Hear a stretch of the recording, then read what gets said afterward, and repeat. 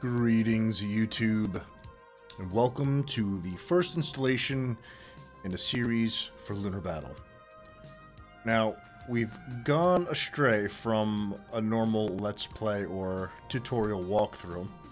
As you can see here, our colony is currently just beyond the initial tutorial.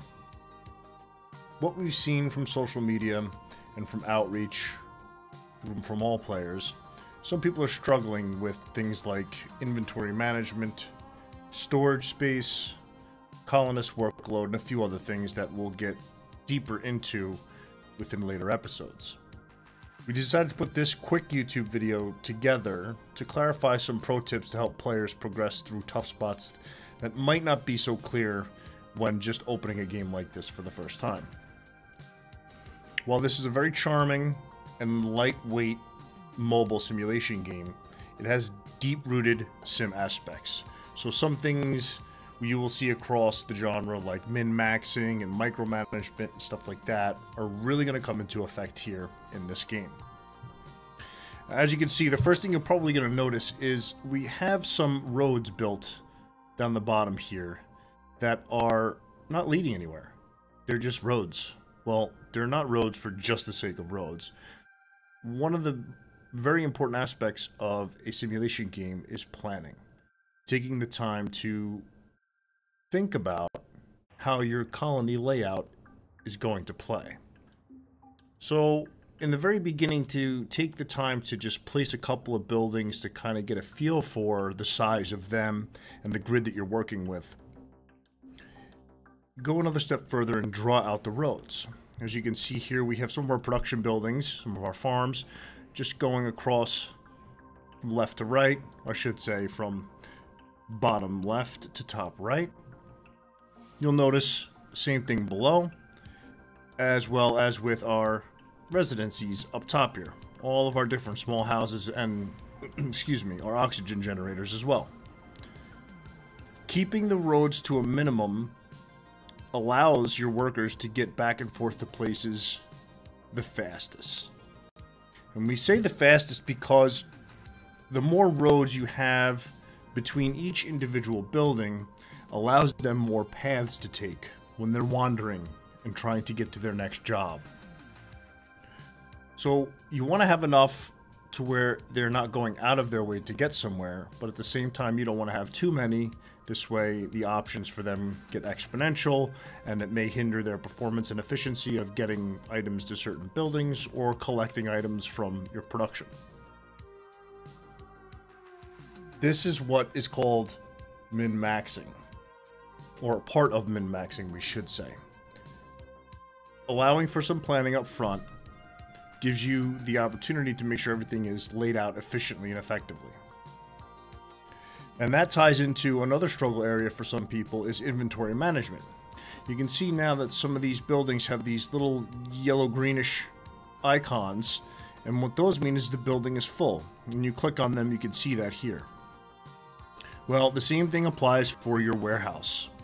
If your warehouse gets too much stuff, it will be full. You can see your capacity down here in the bottom left. You see all your other items here as well. Stocks, blueprint items, or collectible items, and then all of your stats as well if you haven't gone through those already. These are some pretty cool tidbits to go through and look at.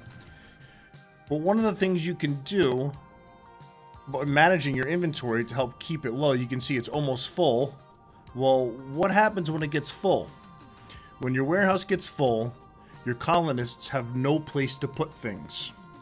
So what's going to happen? The pipeline and the production chain are going to back up. So things like your vegetable farm and your fruit farm are going to just start stockpiling stuff locally in those buildings.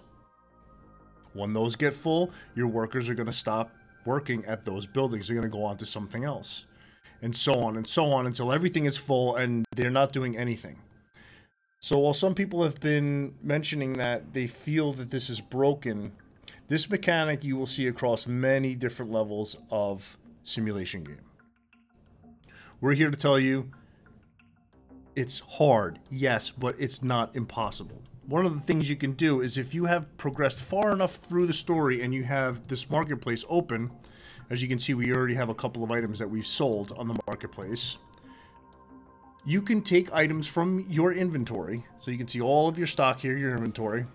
And what we like to do is say, okay, the thing that we have the most of right now, dust. So we're going to take our dust. We're going to drop the price all the way down because we're not really worried about our space cache right now. We just want to make room in our inventory. And the maximum amount that you can sell in the marketplace right now is 100. So we're going to pull that all the way up to 100 and drop it. And then you can see immediately if you come out, if you exit and you navigate back to your market, or excuse me, your warehouse, you will see your space has gone down. Your capacity has opened up more.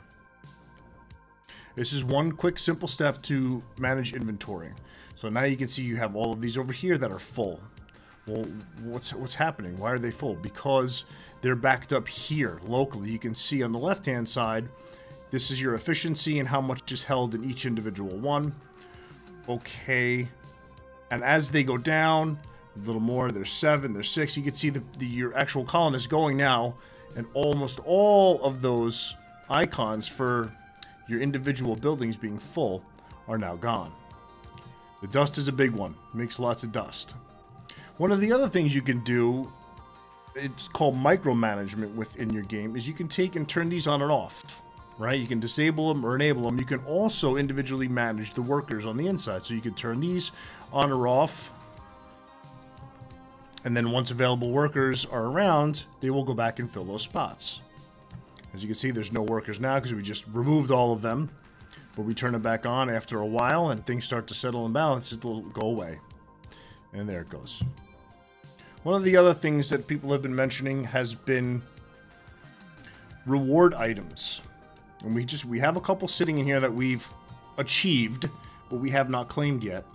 And we wanted to make mention that before you just run through and claim items, make sure your inventory has enough space to collect them. Because if you go to collect them and you don't have room for them, they're just going to be gone. Now, this is something that we're working on to have reminders of, hey, you don't have enough space for this, or not allow you to claim them at all until you clear some inventory space and some in-game helpful hints and tips while you're doing these things to make it a little bit clearer and a little bit easier to play through.